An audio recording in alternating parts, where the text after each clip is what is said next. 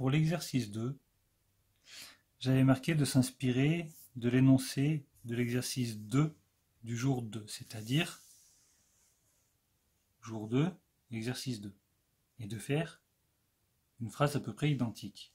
Par exemple, pour le premier, DEF, ça va être tracer un triangle DEF équilatéral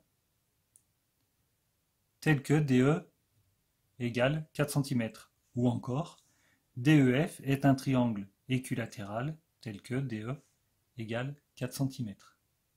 Je vous laisse faire ça pour tous les autres et après vous revenez voir la correction.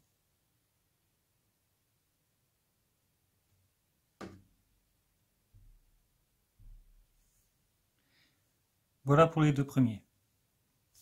Tracer, hop, je vais faire apparaître les figures, tracer un triangle DEF équilatéral ou un triangle équilatéral DEF tel que DE égale 4 cm.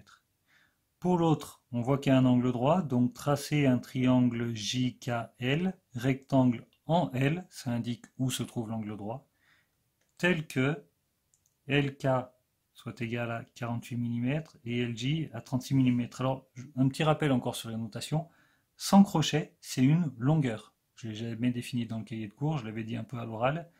DE sans crochet, c'est la longueur du segment DE. Le segment DE se note entre crochets, mais la longueur sans crochet. GHI, attention, regardez bien les codages. Là, on a l'impression qu'il y a un angle droit, mais l'angle droit n'est pas noté. Ça veut donc dire que le triangle il est isocèle, mais pas forcément rectangle. Alors, je vais dire tracer GHI,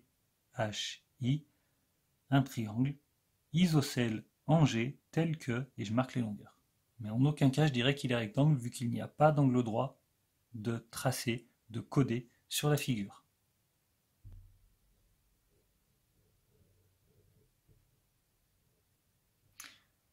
Voilà ce que ça donne au niveau des programmes de construction, des phrases de construction. Ensuite, on vous demande de faire chaque figure en vraie grandeur. Je ne vais pas faire ces trois-là.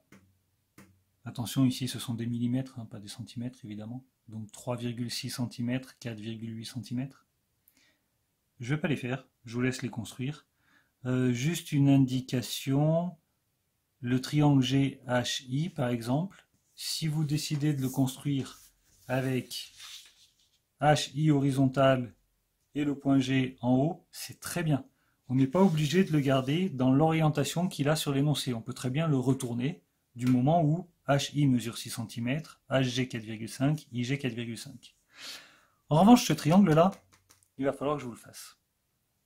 Parce que lui, il a un petit piège. Il a un petit piège. On ne connaît pas cette longueur. Alors, il y a possibilité de calculer cette longueur, mais pour ça, il va falloir que vous soyez en quatrième et que vous appreniez le théorème de Pythagore. Donc, pour l'instant, on va s'en passer. Et on va voir qu'en fait, on est tout à fait capable de construire ce triangle sans connaître cette longueur. L'idée, c'est la suivante. Je trace AC de 5 cm.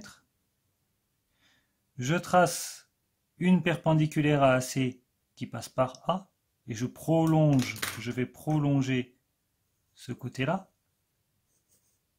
Ensuite, je vais prendre mon compas, je vais prendre un écart de 6 cm. Et à partir du point C, je vais tracer un arc de cercle. Ça me donnera mon point B à l'intersection de l'arc de cercle et de ma demi-droite AB. Alors c'est parti. AC 5 cm. Je vais rester dans le champ quand même.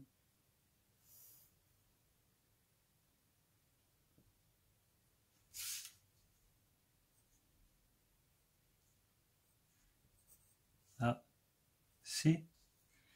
Ensuite, je trace une perpendiculaire.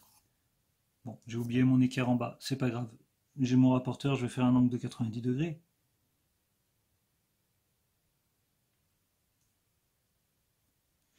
Voilà, ça me fait une perpendiculaire.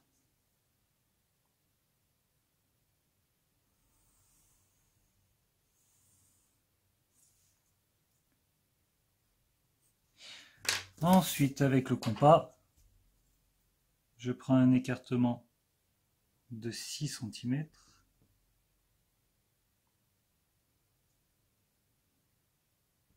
Je vous parlerai de la règle compas d'ailleurs.